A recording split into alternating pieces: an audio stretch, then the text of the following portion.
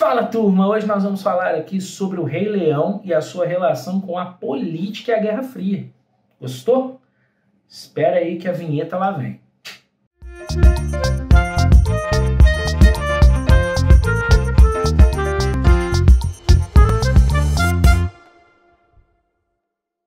Primeiramente, gostaria de pedir para você já deixar seu like, se inscrever no canal, comentar. Vai comentando ao longo do vídeo. Concordo, não concordo, concordo, não concordo. No final, bota aqui o resumo de tudo que vocês acharam.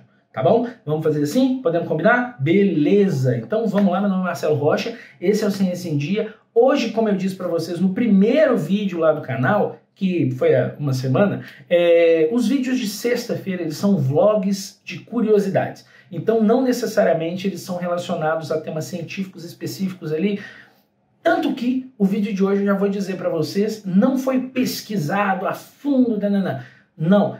Eu quis fazer esse vídeo porque eu já tinha essa ideia a princípio, pois são observações que eu fiz e eu queria criar esse diálogo com vocês e entre vocês para ver o que vocês acham, o que é pertinente, o que não é que eu levantei. Vamos botar esse diálogo, tá bom? Bom, primeiramente, sabemos aí, vamos contextualizar que os Estados Unidos e a União Soviética viveram a Guerra Fria, correto? Finalizaram ali na época, finalzinho dos anos 80, deu uma arrastadinha, mas sabemos que foi naquela época, né? Então, temos aí um primeiro passo para identificar. Por quê? O Rei Leão, ele foi lançado em 94, certo? Porém, ele foi escrito no fim dos anos 80 por um americano. Então, seu país, né, um país tão patriota como os Estados Unidos, seu país está numa guerra fria contra uma outra nação de ideologia completamente diferente, é uma guerra ideológica, você está dentro desse contexto, você tem o poder da escrita, da arte, o que você vai fazer? Você vai criar alguma coisa ali para poder já garantir que as próximas gerações vão olhar e vão falar, opa, a gente tem um lado nisso aí, e o nosso lado é o bom. Vamos, você vai entender, Então, qual é a ideia? A princípio, a gente já estabelece aqui só um detalhe, que o Rei Leão é Hamlet versão infantil. Não entendeu? Eu te explico, não tem problema. Hamlet e o Rei Leão têm o mesmo contexto. Eles têm a mesma dinâmica, veja bem. Você tem o rei morre. O filho do rei foge após a morte do rei. O irmão culpado assume o trono. O filho fica exilado por um tempo, recebe a visita do fantasma do pai, que diz para ele voltar, e ele volta, tira o tio e retoma o trono. Hamlet. Fora o fato de que o Scar naquela cena, ele tá brincando ali com o crânio, faz alusão àquela imagem lá do Hamlet. Passando isso aí, vamos falar das alegorias do filme. Primeiramente, o Rafiki, que é a igreja. O Rafiki é a igreja, indiscutivelmente. Primeiro, ele vive naquela árvore que é semelhante, é muito semelhante à árvore da vida, né? Simbolicamente, né? A gente tem a simbologia presente aí, é muito semelhante. Ele ali tem aquele ar sábio, né? O cajadinho que ele vai caminhando, para remeter ao estereótipo, aquela coisa antiga que o pessoal tinha assim, ó, vamos fazer aqui uma pessoa do clero. Como é que a gente vai fazer? Uma pessoa mais velha, então vamos colocar aquele babuíno ali, né, já vivido, que tem a visão de mundo e tal. Ele vive na árvore que é semelhante à árvore da vida e ele aconselha o rei. Então a gente está falando de uma visão que é o seguinte, a gente está retratando um reino e esse reino tem uma interferência direta da igreja. Saca isso? O reino tem a interferência direta da igreja. Ele vai lá, ele batiza o Simba, ele mostra, ele apresenta o que ele está dizendo. Seguindo as tradições da igreja, a partir de agora, ele é conhecido pelo reino, ele é Simba, né? E passa ali eu esqueci o nome daquela fruta ali, mas ele vai lá, passa e pega e apresenta para o reino. Então, basicamente, aquilo ali é uma tradição, né? Uma tradição do batismo. É uma tradição do batismo. Você é um neném, você vai lá, você é batizado, seu pai, sua mãe é visto pela comunidade como alguém presente e tal. E é isso. E o Rafiki, ele tá ali do lado do rei por muitas vezes, né? Rafik está ali, porque ele tem influência naquilo ali, ele é como se fosse um conselheiro do rei. E isso é basicamente o que? É a relação da igreja com o poder. A relação da igreja com o poder que caminhou junto por muito tempo. Em algumas nações era o poder, a igreja basicamente. Né? Então a gente sabe disso. E sabemos que no comunismo as igrejas não tinham esse poder. Então essa é a primeira ideia que o autor já passa ali. Ó. O nosso lado preza pela religião. Nosso lado é um lado tradicional. Nosso lado ele é prezando por isso. E aí, ok, Rafik, né? O Rafik é a igreja. Temos isso. Né? O que seria o Mufasa? O Mufasa, ele nada mais é do que a representação do que é o capitalismo. Né? Ele é ali o sistema vigente. O que acontece é a geração vigente. Ele tem o seu papel muito bem definido, ele sabe qual é o seu papel dentro daquele reino, ele sabe e ele ensina para o seu filho, quando o filho já está um pouco mais velho, que com o tempo é um ciclo sem fim. Entendeu? É um ciclo sem fim, porque em algum momento o rei vai sair do trono e o filho vai assumir o poder, porque é a sucessão do poder, a sucessão da família no trono. Né? É a sucessão ali dentro, contanto que se mantenha o mesmo sistema vigente. Né? Tanto que ele já adverte o filho, ó, tudo que o sol toca faz parte do seu reino, menos aquela parte ali. Aquela parte é proibida, aquilo ali não faz parte do reino. Né? Lá você não é bem-vindo, lá você não é respeitado. Por quê? Lá são os comunistas. Se você parar para pensar por essa ótica, lá são os comunistas. Quem que vive lá? São as hienas, o Scar frequenta. O Scar é a representação do comunismo. Eu estou aqui na edição e eu me toquei de uma coisa. Eu não falei da parte que o sol não toca, que um ponto que se observa lá é a escassez. Tá? Eles deram essa ideia de que no comunismo há escassez.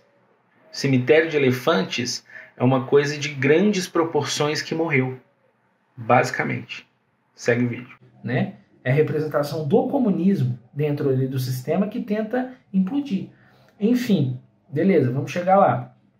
Aí você tem o quê? O Simba. Numa primeira fase, o Simba é dividido em duas partes. Primeira parte, o Simba representa o quê? A juventude. Ele é extremamente rebelde. Eu quero mais é ser rei, vocês vão ver, eu vou mandar mesmo. E ele se deslumbra, porque é coisa de juventude, cara. E outra coisa é que ele é transgressor. O pai dele, o rei, fala assim, não vai lá. Ele escuta quem? O tio e vai. Esqueci também de falar outra coisa nesse ponto do Simba, é que ele flerta, quando ele vai lá, né, que o tio fala e tal, ele flerta com o comunismo. É uma coisa também que o autor colocou, tá? A juventude flertando com o comunismo a partir do primeiro contato que eles têm. E ainda bota o outro em risco, quer dizer, é inconsequente, é a juventude. Ele está representando ali a juventude, né? Que é a juventude sem medo do que vai acontecer. Ele fala, eu queria ser valente como você. O pai dele fala, ser valente não é isso, né? Tá ligado? E essa cena é muito forte por esse motivo. Além disso, então, temos aí então que o Rafik é a igreja, o Mufasa é a representação ali do capitalismo, do sistema, né, da continuidade do capitalismo. O Simba na primeira fase é a juventude, tanto é que o Simba ele encontra quem? Timão e Pumba. Timão e Pumba, do meu ponto de vista, Timão e Pumba nada mais são do que o resquício do movimento sem regras, que é um movimento que vinha dos anos 70, ainda, né? Mas assim, já tinha perdido muita força, mas tanto que eles viviam à margem da sociedade, que é um movimento hippie. Timão e Pumba é isso. Nós vamos viver do que a terra dá, nós vamos viver onde a terra deixa, né? Esse lugar maravilhoso aqui, também chamado de natureza.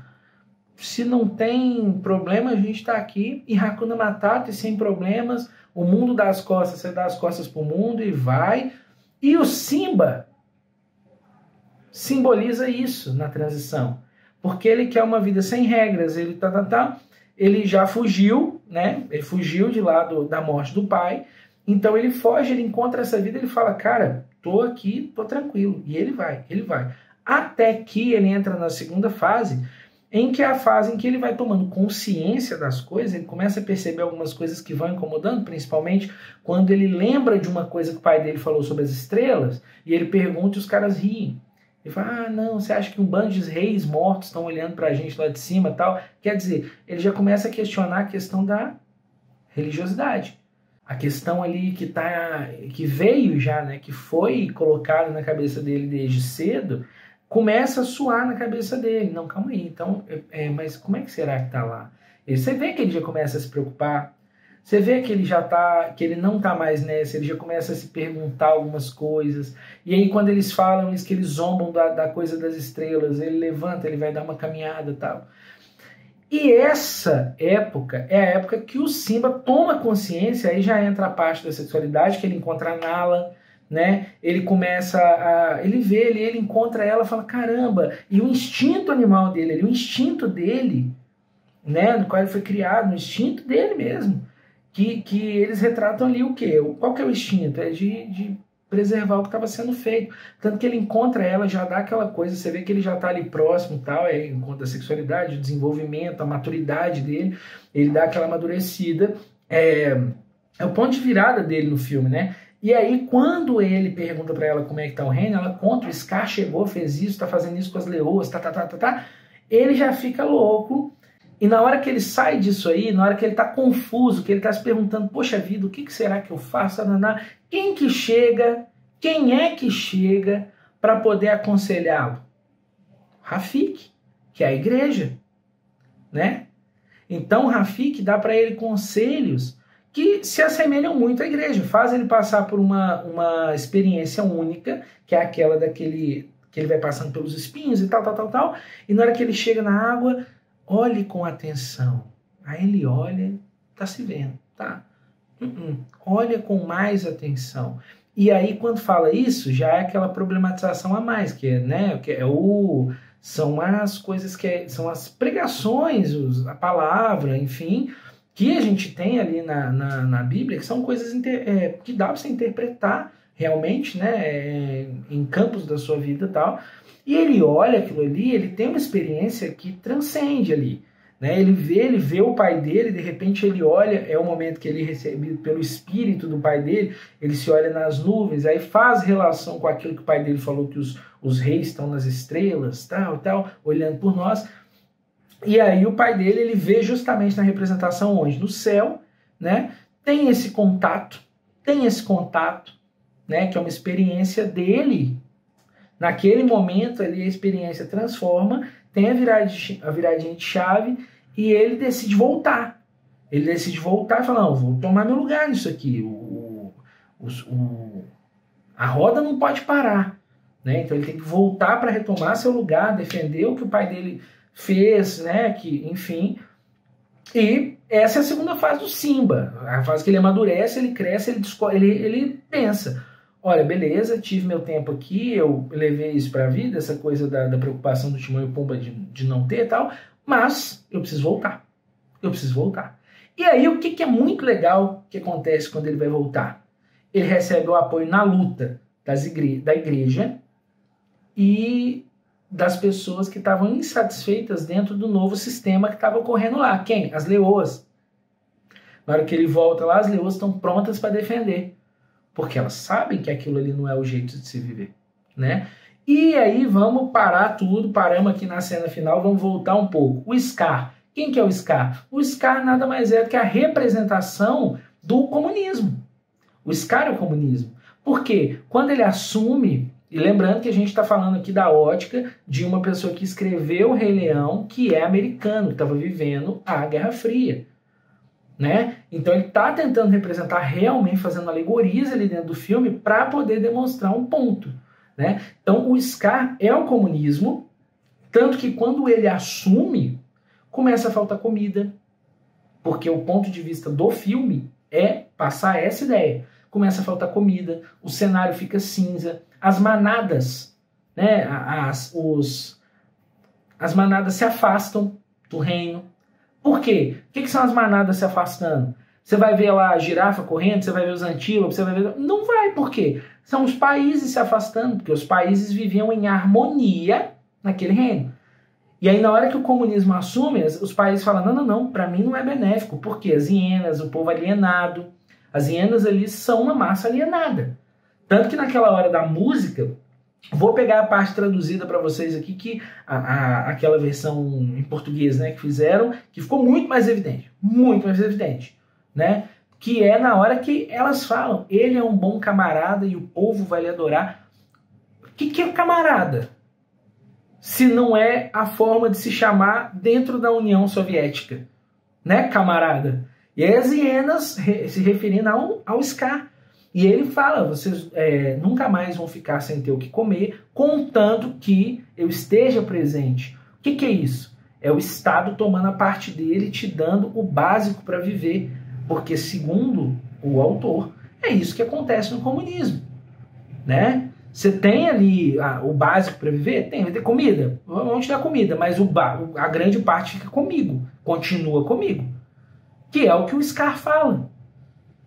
Vocês vão ter tudo, mas não vão comer nada sem mim. Então ele vai estar presente. Ele tem a mão de ferro, ele está ali junto, né?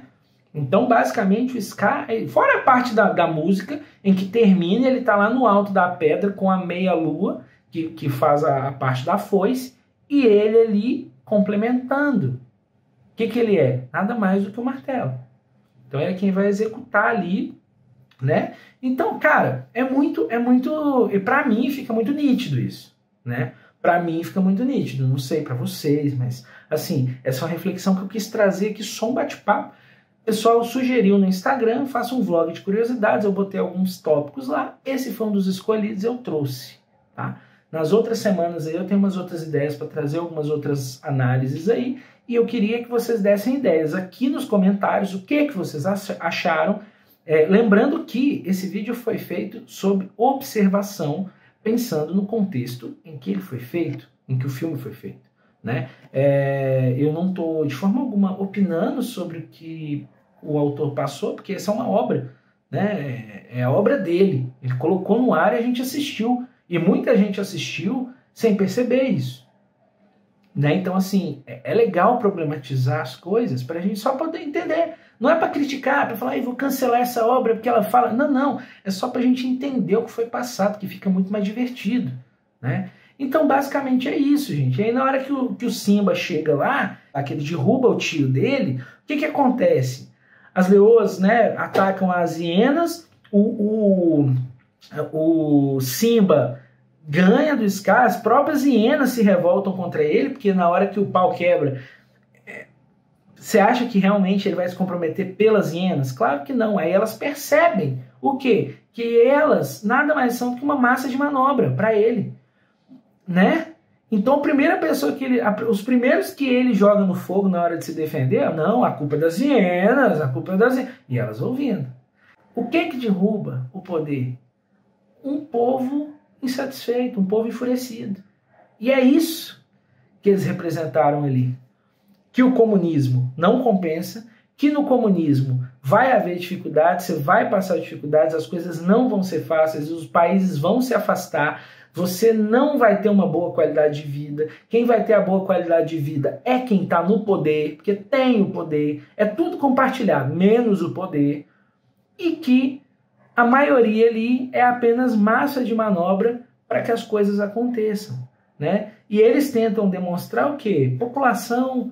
A população tem poder sobre esse tipo de regime, joga ali a sementinha do mal, né? E aí, nesse caso, o Simba volta, assume o seu lugar, a Nala do lado dele ali, né? Recomeça com a igreja ali próxima, o Rafiki, né? O Rafiki ali próximo, e tudo é restabelecido, as manadas voltam, quer dizer, os países se abrem novamente para aquela nação que é o reino, né? Para mim foi muito nítido isso. Queria saber de vocês o que vocês acharam. Eu sei que o vídeo foi longo, mas eu não consigo falar essas coisas assim em 5 minutinhos. Eu tenho os shorts, mas eu falo correndo, é coisa básica ali para pontuar. Inclusive depois eu vou desenvolver mais os shorts. Mas fala aí o que vocês acharam. Deixa sugestão de análises aqui, de temas para os vídeos de sexta-feira. Mandem no Instagram perguntas para os vídeos de segunda, né? E mandem sugestões de tema aí para os vídeos de domingo. Deixa seu like, se inscreve no canal, manda para uma amiga, pessoa que gosta de ciência, gosta dessa discussão, desse bate-papo. Se inscreve no canal, E se você assistiu até aqui, meu, muito obrigado, cara. A pessoa que assiste até o final, ela tem um valor que você não faz ideia que essa pessoa está realmente apoiando o canal. Tá bom? Então agradeço vocês de terem assistido até agora. Deixa seu comentário aqui embaixo, fala o que você achou. Eu estou muito próximo da câmera pela luz, porque eu estou sem o ring light, então tá bem complexo aqui. Eu estou gravando à noite, né? Então é isso. Se inscreva no canal, deixa seu like, até a próxima e tchau!